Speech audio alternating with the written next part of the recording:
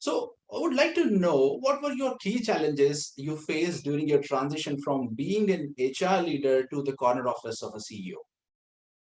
So, well, from an HR leader, I first transitioned to be the operations and the customer service leader. So I did the COO role for 3 years, and then I transitioned into the CEO. So a lot of people, when they talk about me, kind of forget that there was an intermediate transition before I became the CEO. But it is there. But coming back to your question, Zeeshaan, I think some of the challenges, and if I was to say my top three challenges, I think the first one was getting the direct P&L responsibility. For someone who's been a career HR professional and then went on to do operations and customer service, while I still had the responsibility of the retention book and the retention customers of my 3 years in operations, but still to get a direct P&L responsibility was one of the big challenge. Because what happens is, as you transition into a CEO for an insurance company, then you start to connect the dots and link, saying how the actuarial function, the investment function, the finance function, along with claims and sales, how do you connect the dots, and what are the key levers to impact? I think that whole understanding was, first and foremost, very, very important for me from a transition standpoint.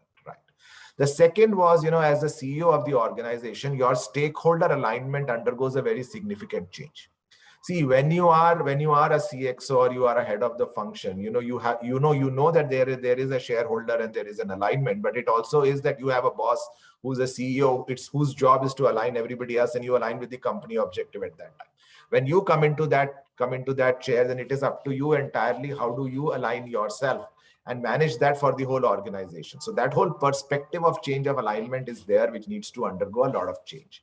The third is, the role requires a lot of self-motivation. And I know I'm being very provocative here and saying this, but I think the role requires a lot of self-motivation.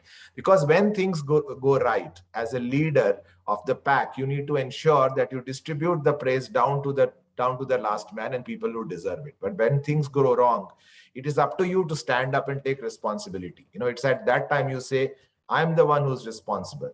So there is very little external motivation in the role. As they say, it's lonely at the top. I think you need to draw a lot of inspiration and motivation from within.